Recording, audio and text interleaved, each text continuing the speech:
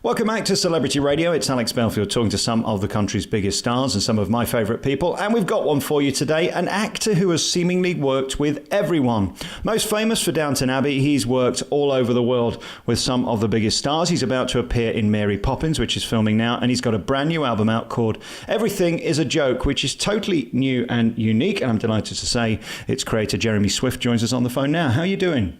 I'm not bad, Alex. How are you? It's great to talk to you, and I'll tell you why. This album's surprising. I mean, it's not what you'd expect in a sea of sort of formulaic albums. This is incredibly different, and of course, there's had a lot of hard work put into it in its creation. Congratulations on that. Thank you very much, yeah. I did wonder what people might make of it, because, you know, if you've known as I'm an older actor now, I'm in my 50s, and, you know, people might think that it's going to be something other than it is, which, you know, a lot of people do cover versions and things, you know, but this is all my own material, and it's all played and recorded by me. And I'm known as a kind of comedy actor as well. I mean, a TV producer, when I told him I was making an album, he said, "I see you sat at a Hammond organ with some colourful balloons." I said, "Well, no, that's not it. You know, it's a bit darker and all that kind of thing." And so, but thank you so much for listening to it. Really appreciate it. The big song that they're sort of flagging up, which is the single Star Song, of course, has got a feel of David Bowie. I know he impacted your life. Tell us about that. Yeah, he did hugely. I mean, Roxy music when I was younger were the big thing for me, but Bowie was a bit more sing-alongable with, I found, and I wanted to write something about him, and I ended up sort of writing more about the effect he had on teenagers, which was really dramatic. You know, when I was growing up, there were guys who had been skinheads only sort of a year beforehand and were suddenly dyeing their hair and putting eyeliner on. And, you know, who would have thunk it, really? You know, it was such a dramatic effect he had. Even though he's no longer with us, his music and his influence lives on. Absolutely. I mean, people were putting on social media, you know, you were lucky to be alive at the same time as this guy who walked the earth. And, you know, you do have to appreciate it. Unfortunately, sometimes you don't appreciate these things until somebody's gone. But I have to say that last album that he brought out was just, because nobody had an inkling that he was so ill, I'd played it something like 7 or 8 times over the weekend. I was playing it in my car, and I was just obsessed with it. I thought it was the biggest comeback ever. So to hear that he passed, you know, was just even more shocking. Yeah. I mean, when Michael Jackson went, whether you were into him or not, he'd almost kind of faded out of the public consciousness anyway, and his better work had sort of long gone, really. So that was kind of shocking, but sort of easier in a way. I noticed in track 7, I mean, Long Live the Blind, that seems to have an influence of Bowie as well. There's a certain sound, isn't there? A sort of ethereal sound that you've got in this album. This isn't like anything. It's totally unique, which is in itself wonderful. How do you describe this album? I know, I find it hard. I mean, you know, when you create a bit of music, an album, you are sort of holding up a mirror to, you know, not just your abilities, but your influences.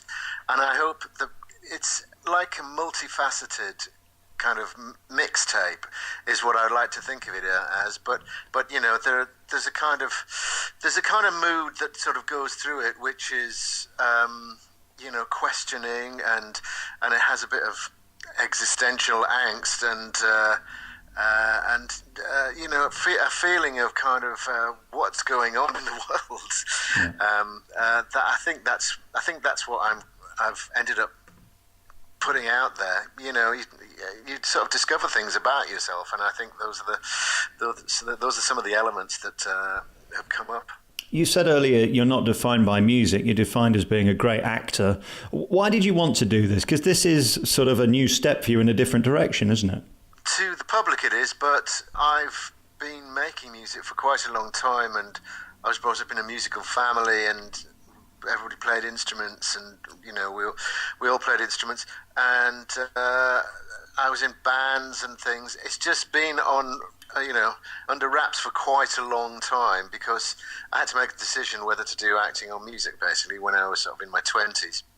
and I couldn't keep a band together because I would just let them down, by having to accept jobs that were too big or too exciting to turn down. So, so this was the easiest way for me to do it when I wasn't working, or sometimes when I was working, when I was, in a trailer while the lighting was being set up, to do stuff, because everything's so portable now as well. I can do things on my iPad. So that's why I've ended up, it sounds incredibly indulgent, but it's just out of convenience, really, that I've ended up not only writing it all and performing it, but recording it as well myself. Incredible.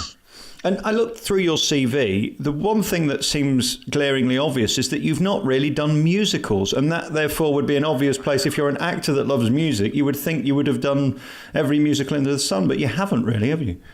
No, I know. I've never really gone up for them, and I know people. I've got a couple of mates who can't really sing very well, who do them all the time. So it's a bit strange. I mean, I'm not crazy about musicals, but, I would have loved to have done, do you remember the Blues Brothers? When they did that? I would have loved to have done that. But bizarrely, I get to sing a little tiny bit in Mary Poppins Returns, which I didn't have to do that when I was auditioning for it. So this is really the first musical I've been in, which is going to be a massive, iconic film. They were filming at the weekend in London, and it looks spectacular. I mean, the scale is enormous, and they're filming it in London, which is brilliant. I was there for that location bit. That was the first location that they'd done, actually. They have been filming it at Shepperton, though, mostly. But, we went on a little walk with the director, and it was just incredible what they'd done. Just amazing. God, I really don't know what the budget is, but it must be huge. Are you allowed to tell us what you are in it, what you're going to do, or anything about it, or is it all under wraps? All I can say is that I play, because it is on IMDb, I play a character called Gooding, and he's a bit of a comedy baddie. Right. But, it is...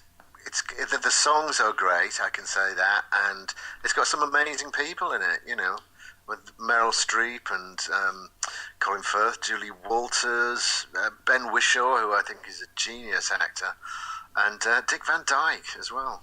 Incredible. What will he be doing, or is that under wraps?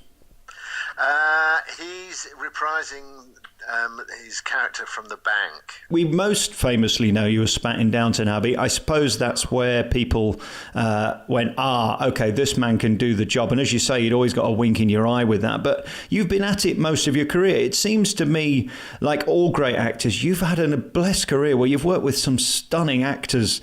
It must be marvellous to be A, in work, and B, at the level you're at with such great calibre of actors. Well, thank you, yeah. And I've worked with certainly some great directors like Roman Polanski and Robert Altman. It's such an amazing experience. But it has been incremental. It took I didn't do any television until I was in my 30s, and I did a lot of. I played instruments in shows a lot when I was in my 20s, because there was a kind of a thing going on where they would have. Actors who could play instruments, and it was kind of, they didn't have to pay musicians' union rates. So I'd be in shows where I'd be playing the violin quite a lot, and then sort of go, "He went that way, my lord," or whatever. So it's been quite incremental, really, but great. I'd rather that than have a kind of burnout career of doing loads of films and then nothing after I was 28 or something like that. Yeah, it keeps coming in. Do you still pinch yourself when you are opposite somebody who is a legend or more famous than you are, or you find yourself on the set of Downton? Because let's face it, so few people get the opportunity to work for the National Theatre or any of the great people you've worked for and with. Yes, and no. Because you can anticipate to a certain extent what somebody might be like, because you hear stuff about them. I have to say, being on set though with Dick Van Dyke last week was just almost surreal. I suppose it's the otherness of being American possibly as well, but he's just always been there, all since I was a tiny child. So and he's a legend, and incredibly inspirational. So that was, I mean, everybody on set was just saying, this is just unbelievable. I've never experienced anything like this. And this was people, these were people who done a lot. These are A-list actors saying this. What is the X factor then? I mean, we know about this show where they get people and humiliate them, make them look silly, make one a winner and then quickly forget about them. But the true X factor, what is it that the people like the Dames have got that we talked about earlier, the legends have got? What do they do that others don't? I think they're true to themselves, I think. I mean, Maggie has definitely got a kind of...